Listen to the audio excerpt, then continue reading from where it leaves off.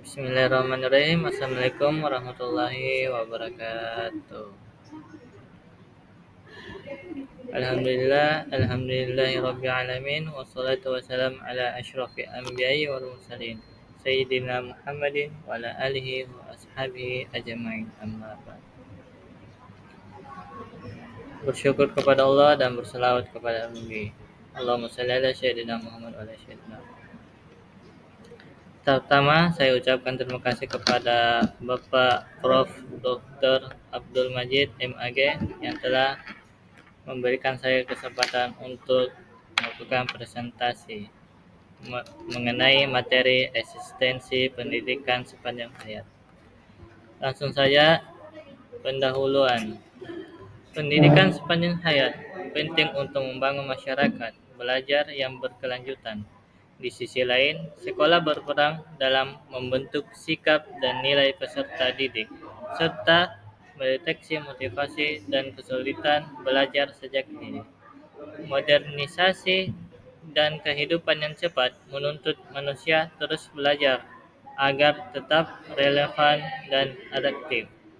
Globalisasi menghapus batas ruang dan waktu, sehingga pendidikan membantu manusia berperan aktif dalam masyarakat. Selain itu juga, pendidikan sepanjang hayat mengembangkan potensi pribadi, sosial, dan profesional untuk membentuk masyarakat yang berbudaya dan beradab. Konsep pendidikan sepanjang hayat. Pada ranah konseptual, pendidikan sepanjang hayat sudah dibahas oleh seluruh negara yang sadar dan peduli akan urgensi dari pendidikan bagi pengembangan kehidupan sebuah bangsa. Pendidikan sepanjang hayat menurut UNESCO adalah proses pendidikan berpusat pada individu, bukan pada kelompok atau pada masyarakat secara keseluruhan.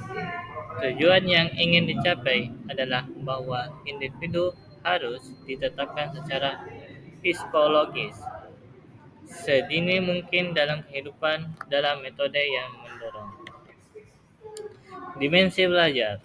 Dimensi ini terbagi menjadi dua, di antara itu dimensi vertikal dan dimensi integritas horizontal.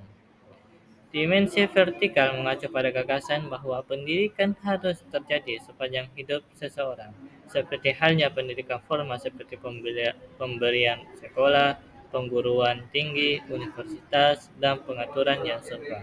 Biasanya di bawah kendali Kementerian Pendidikan. Integrasi horizontal. Selanjutnya, integrasi horizontal mengacu pada kebutuhan untuk mendorong pendidikan di non-formal maupun formal.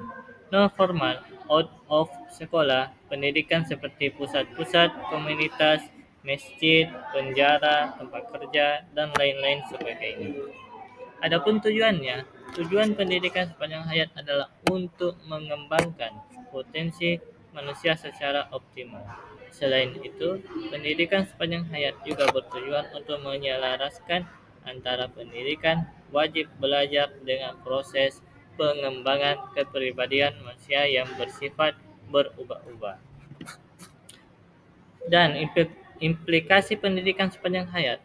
Yang pertama itu meningkatkan kebermaknaan hidup, baik bagi diri sendiri, keluarga, maupun masyarakat. Membantu seseorang menjadi pribadi yang mandiri, memiliki tujuan hidup yang jelas, dan bersikap positif. Ketiga, mampu mengikuti perkembangan ilmu dan teknologi.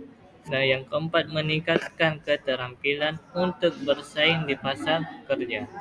Kelima, membantu seseorang menghadapi tantangan masa depan dan mengubahnya menjadi peluang.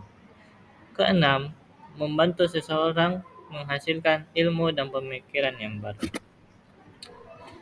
Jadi, kesimpulannya itu pendidikan sepanjang hayat berusaha untuk melihat pendidikan dalam totalitasnya dalam proses mencapai pengembangan pribadi, sosial, dan profesional di seluruh rentang kehidupan.